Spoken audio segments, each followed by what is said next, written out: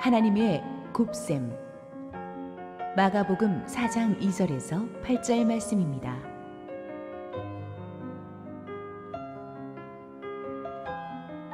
이에 예수께서 여러 가지를 비유로 가르치시니 그 가르치시는 중에 그들에게 이르시되 들으라. 씨를 뿌리는 자가 뿌리러 나가서 뿌릴새 더러는 길가에 떨어지매 새들이 와서 먹어버렸고 더러는 흙이 얕은 돌밭에 떨어지매 흙이 깊지 아니하므로 곧 싹이 나오나 해가 돋은 후에 타서 뿌리가 없으므로 말랐고 더러는 가시떨기에 떨어지매 가시가 자라 기운을 막음으로 결실하지 못하였고 더러는 좋은 땅에 떨어지매 자라 무성하여 결실하였으니 30배나 60배나 100배가 되었느니라 하시고. 할렐루야. 우리 하나님께 감사와 영광의 박수를 올려드리겠습니다. 우리 함께 기도하시고 말씀 보겠습니다. 사랑하는 아버지, 은혜를 감사합니다. 그 어떤 것도 주님의 말씀이 오늘 우리에게 임해서 기적을 일으키고 우리를 살리는 것을 막지 못하게 하여 주시옵소서. 부족한 종은 감추시고 오직 주님 홀로 영광 받으시옵소서. 예수님 이름으로 기도했습니다. 아멘. 지난주에 이어서 오늘은 하나님의 가감승제 시리즈 세 번째 주제인 하나님의 곱셈을 다루어 보기로 하겠습니다. 나비 효과라는 말을 여러분은 모두 한 번쯤은 들어보셨을 것입니다. 지구 저쪽 끝에서 나비의 작은 날갯짓 하나가 지구 다른 쪽 끝으로 가서는 거대한 태풍으로 발전할 수도 있다는, 그러니까 작은 시작이 나중에는 엄청나게 큰 파급 효과를 가져올 수도 있다는 뜻입니다. 하나님의 곱셈이 바로 그렇습니다. 7에다가 7을 더하면 14지만 7에다 7을 곱하면 49가 되고 이것이 3제곱 4제곱으로 가게 되면 더 크게 됩니다.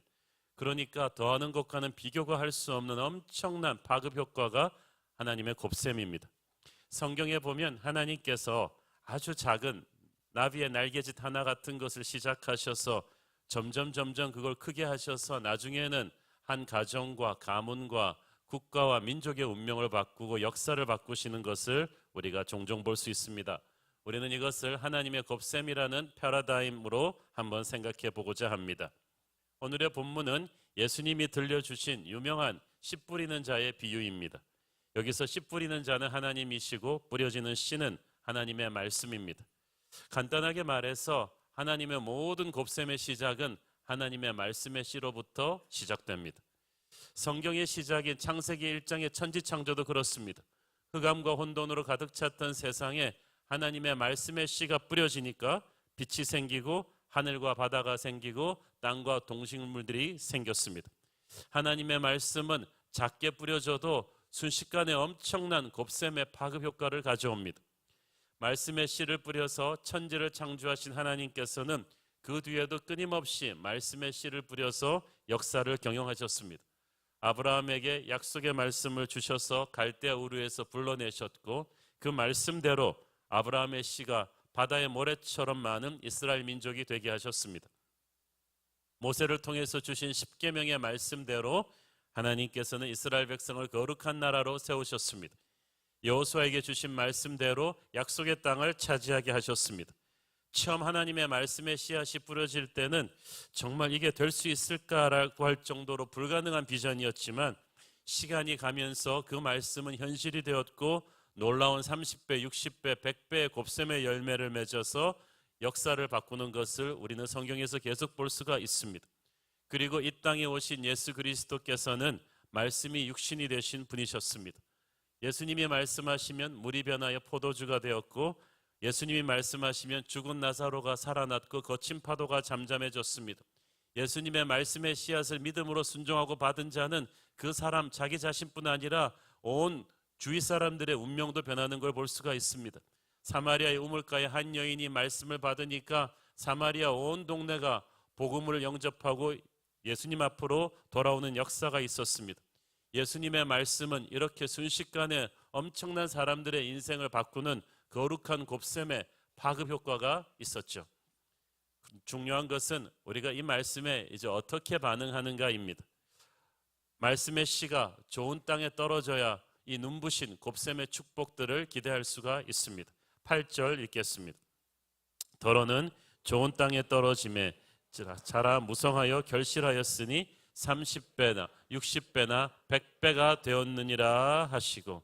자, 씨가 좋은 땅에 떨어졌습니다.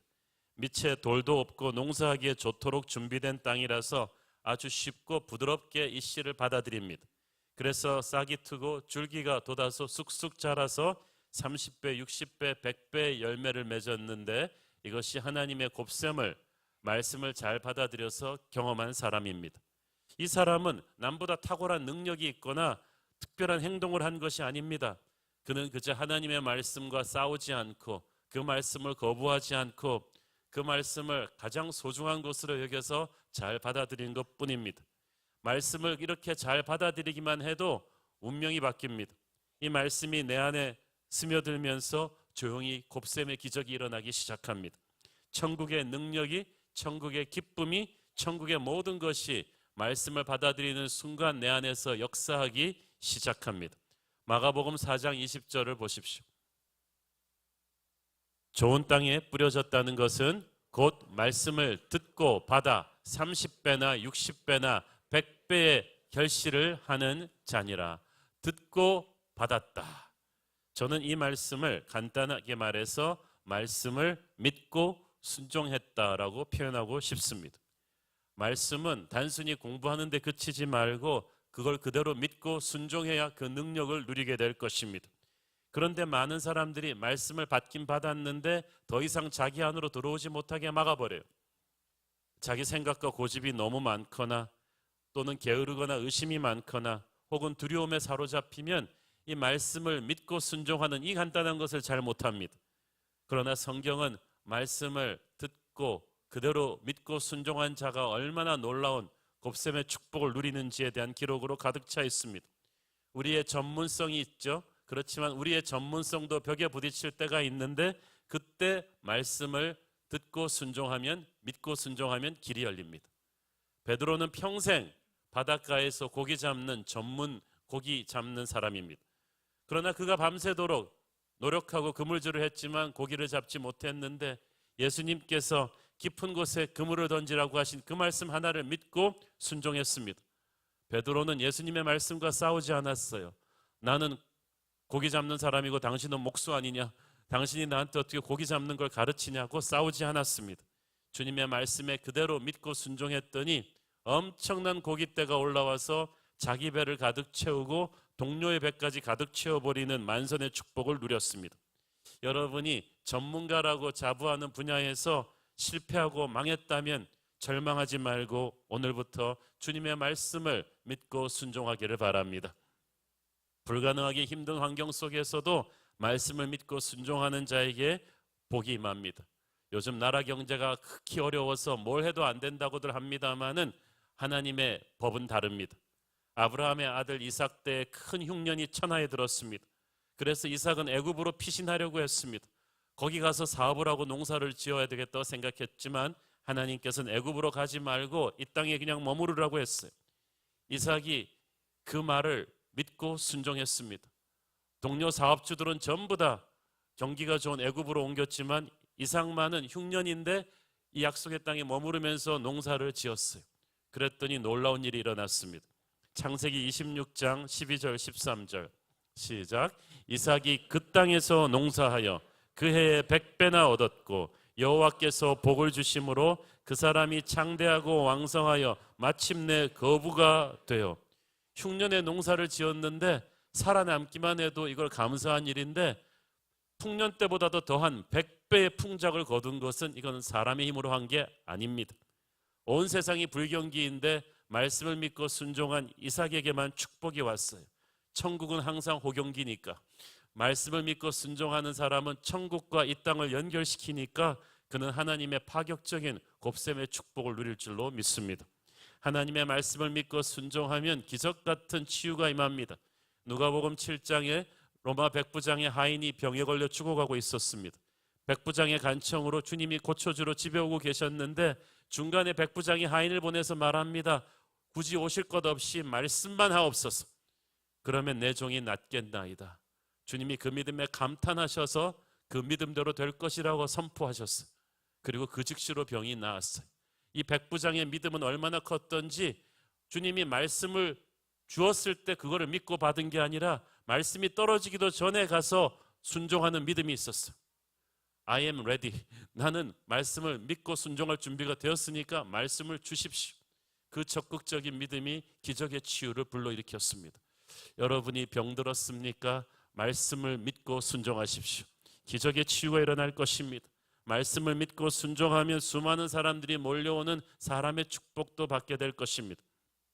사도행전 6장 7절에 보면 하나님의 말씀이 점점 왕성하여 예루살렘에 있는 제자의 수가 더 심히 많아졌다고 돼 있어요.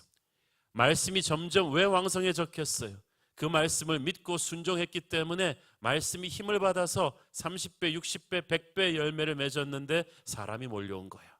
새로운 교회 부흥의 히스토리도 그것이었습니다. 우리가 말씀을 있는 그대로 선포하고 그 말씀을 믿고 순종했더니 하나님이 사람을 보내주셨어요. 여러분이 말씀을 믿고 순종하면 여러분 자신의 운명이 변하고 가정의 운명이 변하고 나라의 운명이 변할 것입니다.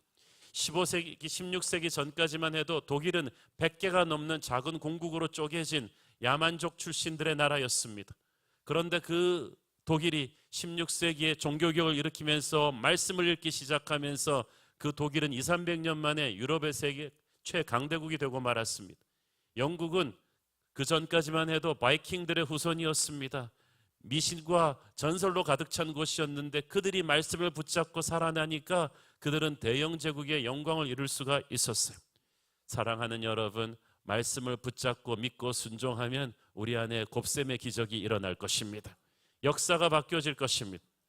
그런데 이 말씀의 씨앗은 엄청난 하늘의 능력과 축복이 담겨 있는 최상품이에요.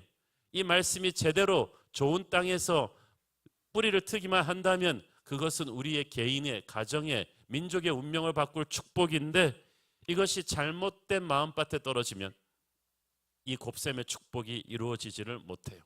이 말씀이 뿌리 내려서 축복의 곱셈을 하는 것을 막는 세 가지 잘못된 마음밭이 이 비유에 소개되고 있죠. 첫째는 세상 지식과 경험의 방어막입니다. 여기다가 사탄이 개입까지 하면은 정말 최악이 되죠. 4절을 읽겠습니다. 뿌릴새 더러는 길가에 떨어짐에 새들이 와서 먹어버렸고, 여기서 길가는 사람들이 많이 다녀가지고 발로 밟아서 굳어버린 땅입니다. 그러니까 딱딱해져서 씨가 파고들지를 못합니다. 이것은 무엇을 상징합니까? 너무 세상 지식이 많거나 인생의 산전수전 다 겪어서 세상을 경험으로 다 안다고 생각하는 분들입니다. 마음이 완고하고 강팍해요. 하나님의 말씀을 대할 때 귀하게 여기고 바로 믿고 순종하려는 마음보다는 일단 색안경을 끼고 봅니다. 의심의 눈으로 보고 자신의 경험으로 그냥 판단하고 무시해버립니다. 이런 마음밭에서 하나님의 말씀이 뿌리내리기 어렵습니다. 겸손이 필요합니다. 우리의 지식을 버리고 우리의 경험을 내려놓고 하나님의 말씀 있는 그대로 받겠다는 그런 철저한 어린아이와 같은 겸손으로 부서지기를 바랍니다. 그러면 놀라운 일이 여러분 안에 일어날 것입니다. 이 세상 지식과 경험의 방어막을 굳게 치고 있는 사람들은 이 마음밭을 빨리 기경해야 됩니다. 타이밍이 너무나 중요합니다. 왜냐하면 굳은 길가에 떨어져 있는 말씀을 그대로 두면 언젠가는 길이 부드러워져서 말씀에 싹이 틔우면 좋겠지만 그 씨가 언제까지 거기 있다는 보장이 없어요. 왜냐? 새가 와서 쪼아 먹어버린다고 했어요. 마가복음 4장 15절에서 예수님께서는 이 말씀의 씨들을 쪼아 먹는 새들을 사탄이라고 하셨어요. 말씀이 나한테 왔는데 내 생각과 고집이 너무 강해서 그 말씀을 겸손히 받아들이지 않고 그냥 방치해두면 금방 이 사탄이 와서 채가버린다는 것입니다. 왜냐하면 마귀는 하나님의 말씀이 가지고 있는 엄청난 영적인 포텐셜을 알고 있습니다. 이 말씀이 사람의 마음속에 제대로 뿌리를 내리고 열매를 맺으면 한 사람이 구원을 받아요. 그리고 전도하기 시작해요. 그 마음속에 절망과 죽음과 음란과 폭력이 사라집니다.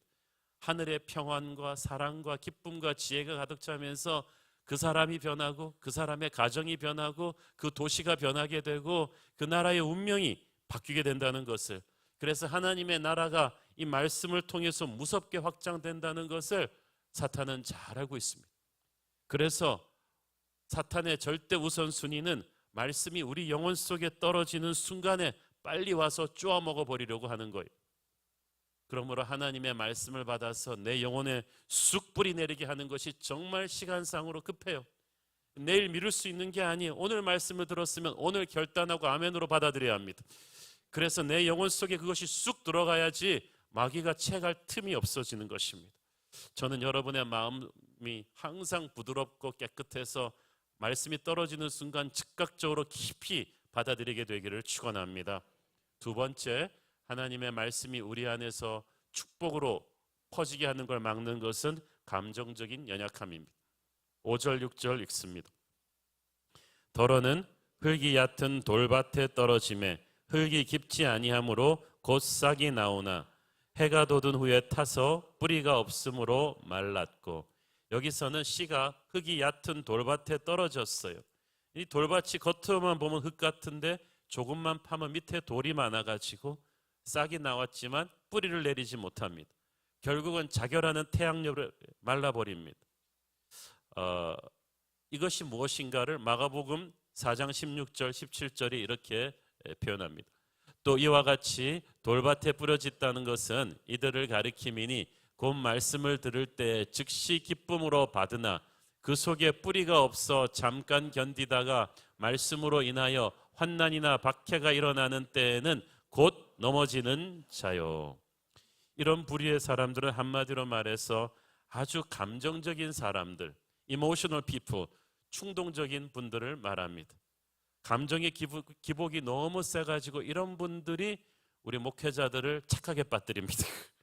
왜냐하면 말씀에 받아들일 때 제일 뜨겁게 아멘하고 기쁘게 받아들이고 할렐루야 끝난 뒤에는, 설교 끝난 뒤에는 온 사방에 은혜 받았다고 하고 다니시기 때문에, 헌신할 분 일어나라고 하면 항상 일어나시기 때문에 목회자들이 큰 격려와 감동을 받는데, 이런 분들의 신앙의 진가가 검증되는 때가 오는데 뜨거운 태양이 쬐기 시작하는 때입니다. 말씀 때문에 시련이 닥칠 때요. 그러면 잠깐 견디다가 곧 넘어집니다. 여러분, 크리스찬으로서 하지 말아야 될 착각 중에 하나는 내가 예수를 잘 믿었으니까 나한테는 병도 들지 말아야 되고 사고도 나지 말아야 되고 실직도 당하지 말아야 되고 이런 일이 내게는 일어나서는 안 된다고 믿는 거예요. 하나님 살아계시다면. 그러나 그런 일이 일어나요. 그러면 시험 들어요. 그거는 뿌리가 얕은 신앙인 거예요.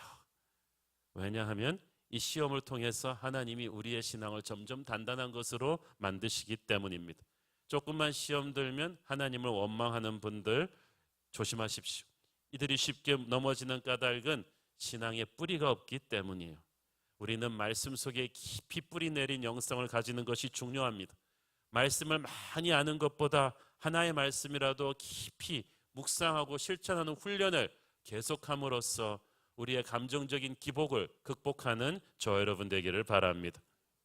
세 번째 말씀 킬러는 세상적인 욕망의 견제입니다. 7절 읽겠습니다. 더러는 가시떨기에 떨어짐에 가시가 자라 기운을 막음으로 결실하지 못하였고, 여기는 참 안타까운 케이스입니다. 흙도 좋고 돌도 없어서 씨가 처음에는 뿌리를 내리며 잘 성장해요. 그러니까 땅 자체에는 전혀 문제가 없습니다. 그런데 그 주변에 억센 가시떨기들이 땅 위를 점령한 게 문제입니다. 씨가 줄기를 뻗치고 힘차게 위로 가다가 중간에 가시떨기가 차단해가지고 결국은 숨이 막혀 죽여버립니다. 이 가시떨기에 속한 사람들은 처음 두 종류에 비해서 가장 이 열매를 맺을 가능성이 높은 분들이었는데 참으로 안타깝습니다. 이들을 중간에서 꺾어버린 가시떨기는 무엇입니까? 마가복음 4장 18절 19절 읽겠습니다. 또 어떤 이는 가시떨기에 뿌려진 자니 이들은 말씀을 듣기는 하되 세상의 염려와 재물의 유혹과 기타 욕심이 들어와 말씀을 막아 결실하지 못하게 되는 자요. 자, 우리 안에 말씀의 씨앗이 뿌리 내리는 것을 막는 첫 번째 가시는 세상의 염려, 두 번째는 재물의 유혹, 세 번째는 기타 욕심이라고 했어요. 첫 번째 세상의 염려를 보십시오. 우리는 끊임없이 많은 걱정들을 하면서 살 수밖에 없어요. 돈 문제, 건강 문제, 사업 문제, 교회 문제가 끊임없이 우리에게 근심 걱정을 안겨줍니다. 옆에 멀쩡히 점잖하게 앉아 계시는 형제 자매들 다 나름대로의 태산 같은 걱정과 근심을 안고 있습니다. 아무 문제 없는 사람은 무덤에 계십니다. 여기 살아있는 한 우리는 끊임없이 문제가 있어요. 그렇지만 우리를 괴롭히는 이 문제들을 우리가 너무 문제를 문제화시키면 말씀이 우리 안에 역사하는 것을 그게 막아버린다는 거예요. 소리 없이 막아버린다는 거예요. 왜냐하면 우리를 괴롭히는 문제들을 주님은 다 알고 계십니다. 우리가 아는데 주님이 모르시겠어요? 그래서 중요한 건 하나님의 말씀이 바로 근본적인 해결 방법이에요. 말씀이 임하고 있는 지금 이 시간이 벌써 하나님이 우리의 문제를 해결하시고 있는 시간입니다. 우리가 모르는 차원에서 해결하고 계세요. 우리를 살리시고 있는 시간이에요. 그러므로 크리스찬은 근심거리를 기도거리로 바꾸는 사람입니다. 빌립보서 4장 6절 7절 읽겠습니다. 아무것도 염려하지 말고 다만 모든 일에 기도와 간구로 너희 구할 것을 감사함으로 하나님께 아뢰라. 그리하면 모든 지각에 뛰어난 하나님의 평강이 그리스도 예수 안에서 너희 마음과 생각을 지키시리라. 하나님께서 여러분의 마음과 생각을 지키셔야 말씀이 여러분 안에 뿌리 내려서 30배, 60배, 100배 열매를 맺게 될 것입니다. 그리고 그때가 되면 여러분을 괴롭히고 있던 문제는 씻은 듯이 사라져 버렸을 거예요. 두 번째로 말씀이 내 영혼 속에 역사하는 것을 막는 가시는 재물의 유혹입니다. 재물이 약한 것은 아닌데 재물의 유혹이 약합니다. 욕심이 문제예요. 예수님을 잘 믿는 수많은 믿음의 선배들을 거꾸로 뜨렸던 것이 이 돈의 욕심입니다. 여러분, 필요 이상의 돈을 가지려고 너무 몸부림치지 말고 돈 문제를 너무 생각하지 마십시오. 그렇다고 그게 되는 게 아닙니다. 그것은 여러분 영혼의 숨통을 조일 것입니다. 아까 말씀드린 이삭, 불경기에 사업해서 100배 수확을 얻은 이삭이 돈 벌려고 이렇게 몸부림쳤다는 이야기가 없어요. 그렇게 뛰어난 사업가도 아닌 것 같아요.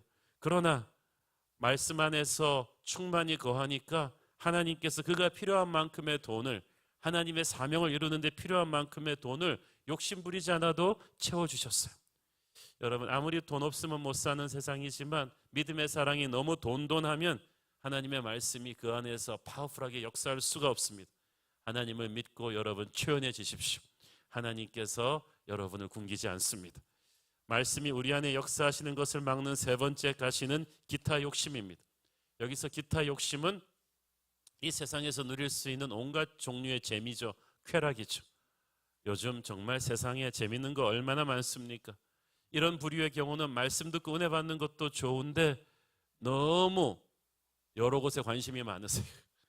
가고 싶은 여행지도 많고 만나고 싶은 친구도 많고 보고 싶은 TV 드라마도 많고 하고 싶은 컴퓨터 게임도 많고 이것저것 다 하다 보니까 몸과 마음이 지쳐서 정작 총력을 기울여서 은혜 받아야 될 그 시간에 집중하지를 못해요. 너무 이것저것 다 하느라고 지쳐 있는 거예요. 노는 것도 참 힘들어요. 저는 백수도 과로사 한다 그러잖아요. 그러니까 지친 몸과 마음으로 교회 와서 건성건성 말씀 듣고 성경을 뒤척이는데 여러분 세상 공부도 그런 식으로 하면 낙제해요. 영성은 집중력이거든요. 여러분의 운명이 걸린, 여러분의 자손의 운명이 걸린 것이 지금 여러분이 말씀을 어떻게 받아들여서 흡수하는가예요. 그 시간에 졸면 쓰겠어요? 그 시간에 지쳐서 딴 생각하면 쓰겠어요? 이것저것 하고 싶은 거 다 하고 즐길 거 다 즐기고 곁다리로 은혜도 받겠다. 천만의 말씀. 절대 그렇게 되지 않습니다. 여러분의 인생을 간결하게 정리하십시오. 여러분이 가장 프레시한 시간에 말씀에 집중할 수 있도록 디스트랙트 되는 모든 걸 정리하셔야 돼요. 그게 시간이든 취미생활이든 뭐든지. 우리가 이번에 특세 40일 하는 동안에 여러분 인생이 많이 심플해지지 않습니까? 밤 9시만 되면 졸리게 돼 있어요. 딴 거를 할 겨를이 없어요. 그러다 보면 자기도 모르게 정리하는 이 세상에 오락 활동이 많은데 우리는 그런 것들을 희생하고 교회 오는 것이 아니라 주님을 만나는 것이 제일 좋기 때문에 그것들을 포기하는 것뿐이에요. 여러분 안에 떨어지는 말씀의 씨를 가장 프레시한 컨디션의 몸과 마음으로 받아들일 때 그 말씀은 여러분 안에 30배, 100배의 축복의 곱셈을 만들 것입니다. 자, 하나님이 주신 말씀을 믿고 순종하면 우리만 복 받는 것이 아니에요. 우리 자손과 우리 자손의 자손까지 복을 받는데 이게 곱하기 2가 아니라 세제곱, 네제곱, 오제곱으로 가요. 자식이 한 명도 없는 아브라함에게 하나님께서는 너의 씨를 통하여서 바다의 모래처럼 많은 큰 민족을 이룰 것이라고 하셨어요. 그리고 아브라함을 약속의 땅으로 데리고 오는 그 과정에서 아브라함이 이민 와가지고 무슨 일을 하든지 복을 받는 거예요. 여러분, 아브라함이 돈 잘 벌기 위해서 돈독이 올라서 이렇게 다녔다는 말이 없어요. 롯은 그랬는데 아브라함은 아니에요. 그런데 아브라함은 항상 하나님의 말씀을 붙들고 가니까 필요한 재물은 하나님이 주셨어요. 이삭에 대해 가서는 그게 더해졌죠. 아까 이삭은 말씀대로 순종해서 불경기에도 복을 받았다고 했는데 단순히 자기만 잘 순종해서가 아니라 이삭은 이미 아브라함이 열어놓은, 아버지가 열어놓은 믿음의 가문에 끼어 있었던 거예요. 그러니까 그 결대로 이삭은 계속해서 순종하기만 하면 이 축복의 곱셈은 계속되게 돼 있어.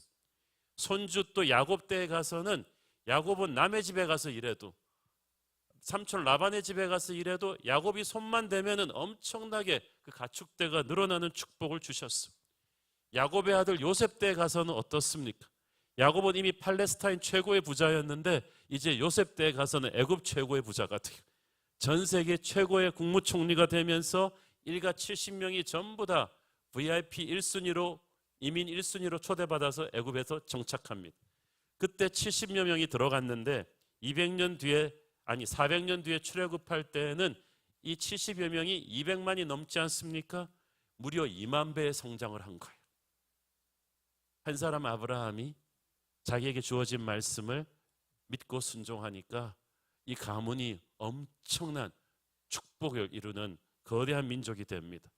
여러분도 지금 여러분이 말씀을 믿고 순종하잖아요. 여러분의 자손, 손주, 증손에 대해 가서는 이 축복의 곱셈이 기하급수적으로 더해갈 줄을 믿습니다. 반대로 여러분이 말씀을 지금 거역하고 불순종하면 여러분의 가문의 재앙의 곱셈이 시작될 것입니다. 카인을 보십시오. 자기 대 아벨 한 명을 죽였는데 그 카인의 자손이 몇 대 가지 않아서 라멕이라는 엄청난 살인자가 나오잖아요. 그는 스스로 자랑합니다. 가인이 한 명을 죽여서 가인의 벌이 7배일진데 나를 위해서는 벌이 77배일 것이다. 그 말은 무슨 말이에요? 자기는 그 선조보다 100배나 더, 10배나 더 사람을 죽였다는 말이잖아요. 조상이 지금 말씀을 불순종하고 죄의 씨앗을 뿌리면요, 그 자손들이 갈수록 비참해질 것입니다. 광야의 시므온 지파 보세요. 광야에서 음란 파티하고 우상 숭배하니까 인구를 셀 때마다 시므온 지파의 숫자는 점점 줄어들어가요.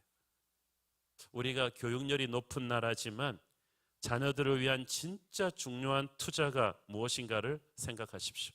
그것은 여러분이 지금 이 순간부터 말씀을 믿고 순종하는 부모가 되는 것입니다. 그때부터 여러분의 가문에 뿌려진 말씀의 씨앗은 자자손손 엄청난 축복의 곱셈으로 자라서 복받는 믿음의 명문가가 될 줄을 믿습니다. 이 패밀리 트리, 이 가족의 역사를 공부하는 어떤 학자가 18세기에 미국의 막스 죽스라는 사람의 가문과 조나단 에드워드 목사님이라는 가문을 비교한 적이 있습니다. 막스 죽스는 굉장히 머리가 좋은 뛰어난 인물입니다. 그렇지만 예수를 믿지 않았어요. 불신자 여자와 결혼해서 부부 사이가 극도로 나빴고 술을 굉장히 좋아하는 사람이었습니다. 반면 동시대에 살았던 조나단 에드워드 목사님은 벌써 4대째 내려오는 경건한 목사님의 가문이었습니다. 항상 어릴 때부터 성경을 읽으면서 ABC들을 배웠습니다. 얼마나 뛰어난 지혜를 받았는지 17살에 예일대를 수석 졸업했습니다. 그 조나단 에드워드 목사님의 평생의 기도와 헌신으로 18세기 미국 교회에 큰 영적인 부흥이 일어났어요. 부부 사이도 참 예수 믿는 그 좋은 사모님을 들여서 너무 금술이 좋았어요. 평생을 화목하며 살았습니다. 200년 뒤에 이 맥스 죽스라는 사람의 가문과 조나단 에드워드 목사님의 가문이 어떻게 되었느냐? 일단 숫자부터 차이가 나요. 맥스 죽스의 자손들은 506명밖에 되지 않는데 조나단 에드워드의 후손들은 그 3배가 넘는 1394명의 자손이 난 거예요. 이 맥스 죽스의 자손들의 506명 중에 310명이 거지가 되었고 150명이 범죄자로 유죄 판결을 받았는데 그 중에서 109명이 사형당했어요. 살인자가 70명이 넘게 나왔고 후손의 3분의 1이 정신병을 앓았고 마약사범과 도박꾼 범죄자의 길을 걸었습니다. 그런데 조나단 에드워드 목사님의 가문은 숫자만 3배가 많을 뿐 아니라 그 중에서 상원의원, 주지사, 부통령이 부지기수로 나왔고 교수가 65명, 판사가 30명, 변호사가 102명, 의사가 56명, 군 고급 장교가 75명, 그리고 선교사가 100명이 넘게 나오는 믿음의 명문가가 된 거야. 여러분, 신약 성경에 주 예수를 믿으라 그리하면 너와 네 집이 구원을 얻으리라는 말을 그냥 가볍게 읽지 마세요. 그 집이요, 지금 있는 여러분의 가정 멤버만 말하는 게 아니에요. 너의 가문의 미래를 말하는 거야. 여러분이 주 예수를 믿는 그 순간, 말씀을 듣고 은혜의 결단을 그 순간 여러분의 가문 안으로 여러분은 천국 통장에 엄청난 축복의 곱셈을 쌓아놓는 줄 믿습니다. 그래서 이 결단이 중요한 거예요. 하나님의 말씀의 씨앗이 뿌려져서 영적 곱셈의 열매를 맺으려면 누군가의 희생적 헌신이 필요합니다. 요한복음 12장 24절. 내가 진실로 진실로 너에게 이르노니 한 알의 밀이 땅에 떨어져 죽지 아니하면 한 알 그대로 있고 죽으면 많은 열매를 맺느니라. 세상 은행은 이자가 매우 적습니다. 그렇지만 주님을 위해서 한 알의 밀알로 떨어져서 썩으면 주님께서 하늘에 등재해 주신 이자가 30배, 60배, 100배 열매가 있을 것이라고 말씀하셨습니다. 그래서 예수님 자신도 한 알의 밀알이 되어 땅에 떨어지셨어요. 그는 좋은 말씀을 가르친 도덕적인 스승이 아니라 우리를 위해서 십자가에서 돌아가신 말씀이셨습니다. 그리고 그 십자가 보혈의 능력으로 온 인류가 구원받는 길이 열렸습니다. 그 예수님의 마음을 품고 복음을 위해서 자신의 인생을 드리는 한 알의 썩어지는 밀알로 드린 사람들로 인해서 복음이 전 세계로 퍼져서 우리에게까지 온 거예요. 미국 최초의 선교사는 아도나리암 저슨이라는 분이에요. 19세기 초에 미얀마로 갔습니다. 7년 동안 피땀 흘려 복음을 전했는데 한 명의 결신자도 얻지 못했습니다. 그는 오히려 체포되고 고문당하는 일을 많이 했습니다. 그러다가 6년을 다시 수고해서 겨우 교회 하나를 세웠습니다. 그런데 아도나리암 저슨이 죽기 직전에는 7,000명이 넘는 미얀마 성도들이 예수께로 돌아와서 주님을 예배하더니 그가 세상을 떠난 뒤 10년 뒤에는 미얀마에 무려 21만 명의 크리스찬이 넘쳐났다고 했습니다. 이것이 성령의 곱셈의 능력입니다. 한 사람이 말씀을 들고 땅에 떨어져 썩었더니 한 나라를 변화시키는 거대한 축복의 열매로 발전하게 된 거야. 여러분, 하나님께서는 나의 작은 헌신을 놀랍게 사용하시는 분이십니다. 모세의 보잘것없는 목동의 지팡이는 하나님의 지팡이로 변한 그 순간부터 홍해를 가르고 이스라엘을 구원하는 기적의 지팡이가 되었어요. 그러므로 지금 내가 가진 것이 보잘것없다고 해도 그거 함부로 버리면 안 돼요. 오늘 주님과 동행하면서 잘 준비하고 있으면 어느 순간 하나님이 찾아오셔서 그것을 놀랍게 써주실 것이고 그것은 30배, 60배, 100배의 결실을 맺게 할 줄로 믿습니다. 여러분, 가장 위대한 곱셈은 말씀으로 계속 배가 되는 영적인 재생산입니다. 예수님의 인생을 보십시오. 이 땅에 계실 때 책 한 권 쓰시지 않았어요. 큰 교회 세우지 않으셨습니다. 오직 11 제자한테 모든 것을 쏟아부으시고 가셨어요. 그리고 우리에게도 그걸 하라고 하셨어요. 모든 민족으로 제자를 삼고 세례를 주는 일, 사람에게 투자하는 일, 그거 하나를 하라고 가셨습니다. 그리고 교회가 시작되었어요. 주님이 남겨놓으신 그 11 제자는 어떻게 됩니까? 오순절 다락방에 120 성도로 발전하더니 그 위에 성령의 불이 떨어지니까 사도행전은 3,000명, 5,000명, 10,000명의 성도들이 순식간에 불어나는 축복의 곱셈으로 시작합니다.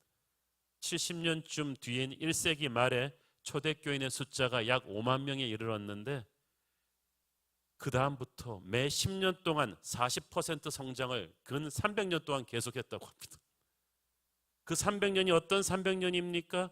교회가 이단들의 공격에 시달리고 로마의 핍박과 여러 가지 어려움과 싸우던 처절한 시간이었는데 복음의 곱셈은 계속되어 가지고 마침내 핍박이 끝난 뒤에 AD 350년에 세보니까 무려 3,400만이 크리스천이 돼 있었어요. 로마의 모든 군인들과 지식인들 사이에 다 성도들이 있었던 거예요. 이런 폭발적인 곱셈 뒤에는 예수님의 마음으로 사람을 키우는데 전력 투구한 제자들이 있었기 때문이에요. 하나님께서 역사를 경영하실 때 보면 항상 이 폭발적인 곱셈의 파급 효과를 보시고 큰 로드맵을 그리는 것을 볼 수가 있습니다. 오순절 다락방 성령 강림 사건도 그래요. 전 세계에 흩어졌던 유대인들이 한꺼번에 예루살렘에 모이는 1년에 얼마 안 되는 그 짧은 시간에 성령이 폭발합니다. 그래서 그 성령을 체험한 예루살렘에 모였던 유대인들이 그 복음의 씨앗을 가지고 자기 땅끝으로 다 돌아간 거예요.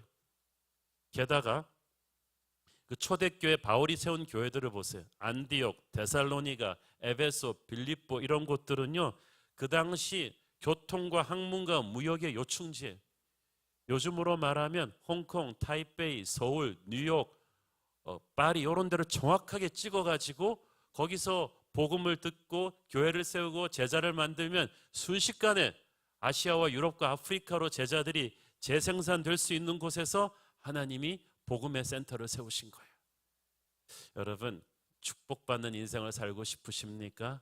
하나님의 꿈을 여러분의 꿈으로 하십시오. 하나님의 꿈은 항상 영혼 구원입니다. 민족 복음화, 세계 복음화예요. 그 하나님의 꿈을 이루기 위해서 사람을 사용하시고 그 하나님의 꿈을 이루기 위해서 헌신하는 사람에게 돈도 주시고 재능도 주시고 사람도 붙여주시는 거예요. 하나님은 영혼을 양육한 사람에게 하늘나라의 스타로 만들어 주겠다고 하셨습니다. 성경에 써 있죠. 다니엘 12장 3절. 지혜 있는 자는 궁창의 빛과 같이 빛날 것이요 많은 사람을 옳은 대로 돌아오게 한 자는 별과 같이 영원토록 빛나리라. 여러분이 아무리 많이 돈 벌어봤자 소용없어요. 많은 사람을 옳은 대로 돌아오게 해야 하늘나라 스타가 돼요. 많은 사람을 전도하고 많은 사람을 예수님의 말씀으로 점점 양육해가고, 이게 제가 우리 교회 CES 멘토들에게, 순장님들한테, 그리고 주일학교 선생님들한테 주는 모토예요. 이 땅에서 주는 상급은 생각하지도 마라. 하늘나라 갔을 때 같은 구원받은 백성들이라고 할지라도 영혼 구원에 헌신한 사람들에게 주는 상급은 상상을 초월하다. 여러분들은 하늘나라 스타가 될 것이다.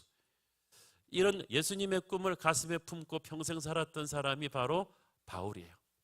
바울은 벌써 인생의 그 비전을 짜는 게 자기 당대를 넘어서서 이 꿈을 꾸고 있었습니다. 디모데후서 2장 2절을 보십시오. 또 네가 많은 증인 앞에서 내게 들은 바를 충성된 사람들에게 부탁하라. 그들이 또 다른 사람들을 가르칠 수 있으리라. 자, 이게 짧은 말씀이지만 바울의 원대한 영적 재생산의 비전을 품고 있는 말씀이에요. 제가 그림으로 한번 보여드리고자 합니다. 바울이 있잖아요. 자기의 후계자 디모데에게 준 말씀이 있어. 내게 들은 바 복음을 충성된 사람들에게 부탁하라. 그 복음을 디모데 너도 제자 삼아서 양육하라는 거잖아요. 그러면 그들이 또 다른 사람들을 가르칠 수 있으리라. 여기서 헬라어 가르칠 수 있으리라는 현재 진행형이거든요. 그들이 계속해서 또 다른 사람들을 재생산하며 가르칠 수 있으리라. 그러니까 바울은 벌써 믿음의 4대째를 보고 있는 거예요. 자기서부터 시작돼서. 대단한 사람 아닙니까? 이 수학학자들 통계에 의하면 이렇게 만약에 이 페이스대로 계속 늘어난다면 한 세대 만에 수천 수만 명이 복음화될 수 있다는 것을 이야기합니다. 여러분, 우리가 산에서 작은 눈덩이 하나 굴러내려도요, 이게 산 밑에 오면 눈사태가 됩니다. 복음은 바로 그런 것입니다. 우리 모든 크리스천들은 자기 자신을 적어도 2세대, 3세대 앞으로까지 복음의 거대한 태풍을 내보내는 그런 존재로 봐야 돼요. 바울은 예수의 마음을 품었어요. 예수님이 우리를 보실 때 그렇게 보십니다. 베드로를 보실 때 예수님이 갖던 꿈은 네가 사람 낚는 어부가 될 것이다. 여기서 낚는다는 말은 하나하나 낚는 게 아니라 그물대로 후려서 끌어안는 거예요. 수천 명을 주님께로 돌아오게 하는 설교자 베드로를 보고 계셨어요. 하나님이 여러분을 보실 때 그렇게 보십니다. 그리고 하나님이 여러분에게 투자하실 것입니다. 하나님의 그 꿈을 가장 잘 가슴에 품고 실천할 사람에게 하나님은 복의 복을 더해주실 것입니다. 수학에서 곱셈의 반대는 나눗셈이지만 하나님의 가감승제에서는 논리가 다릅니다. 곱셈적 사고의 정반대는 덧셈적 사고죠. 2 플러스 2 플러스 1, 그냥 같은 방식으로 현상 유지. 그러나 곱셈은 아니에요. 2 곱하기 2 곱하기 2 곱하기가 늘어나면 계속해서 새로운 유기체들을 탄생시키는 또 새로운 유기체가 만들어지는 거예요. 그러니까 여왕벌이 하나씩 더 늘어나는 거죠. 사과나무의 진정한 열매는 또 하나의 사과가 아닙니다. 사과나무의 진정한 열매는 또 하나의 사과나무예요. 열매를 맺을 수 있는 센터를 만드는 거죠. 오늘 말씀에 씨 뿌리는 농부는 예수님이십니다. 농부는 씨를 뿌릴 때 최고의 땅이라고 믿고 아침 일찍부터 수고합니다. 예수님도 그러셨어요. 2000년 전부터 예수님은 끊임없이 우리 인간의 역사 속으로 말씀의 씨를 뿌리셨습니다. 때로는 가시덤불에, 때로는 바위 위에 떨어져서 열매를 맺지 못한다는 가능성도 있음을 아시면서, 때로는 마귀가 와서 쪼아먹어 버린다는 걸 아시면서도 포기하지 않으셨습니다. 오늘 본문 말씀만 봐도 건실한 땅에 떨어져서 열매를 제대로 맺을 확률은 전체 뿌리는 씨 한 4분의 1 정도 되겠습니까? 그래도 주님은 이 4분의 1을 우주보다 귀중하게 생각하셨습니다. 저도 항상 말씀 전하는 설교자로서 주님의 이 지치지 않는 열정을 가슴에 새기고 삽니다. 설교를 열심히 준비해서 선포할 때 대부분의 성도들은 믿음으로 받고 순종하지만 어떤 분은 시작하자마자 주무시는 분도 있고, 어떤 분은 막 팔짱을 끼고 째려보면서 막 거부하는 분도 있고, 그렇지만 저는 4분의 1의 그 좋은 마음밭의 사람들을 봅니다. 하나님의 말씀을 듣고 이분들이 믿고 순종해서 일어나면 자기 개인이 변하고, 이분의 가정이 변하고, 회사가 변하고, 동네가 변하고, 도시가 변하고, 나라와 민족이 변하고, 그리고 한 시대가 변할 수도 있다는 것을 믿고 복음을 선포하는 거예요. 우리 교회 안에 목회자 외에도 한 영혼을 말씀으로 양육하는 분들 많으시죠? 우리 거의 300명에 달하는 200~300명에 달하는 우리 주일학교 선생님들, 500명이 넘는 우리 CES 멘토들, 300명이 넘는 우리 순장님들, 여러분의 일이 우주보다 귀합니다. 은퇴할 생각은 꿈도 꾸지 마시고 평생 사람을 키우는 일에 헌신하십시오. 여러분이 하나님의 집중적인 관심과 축복과 은혜를 누리고 싶다면 그렇게 하십시오. 신실하게 말씀의 씨를 뿌리실 때 하나님께서는 듣는 자들의 마음밭을 좋은 땅으로 만드셔서 30배, 60배, 100배의 열매를 맺게 하실 것이고, 그렇게 만든 많은 사람들을 옳은 대로 돌아오게 한 여러분의 이름은 하늘의 별처럼 빛나게 될 것입니다. 오늘도 하나님의 축복된 곱셈을 삶으로 누리는 여러분 되기를 축원합니다. 기도하겠습니다.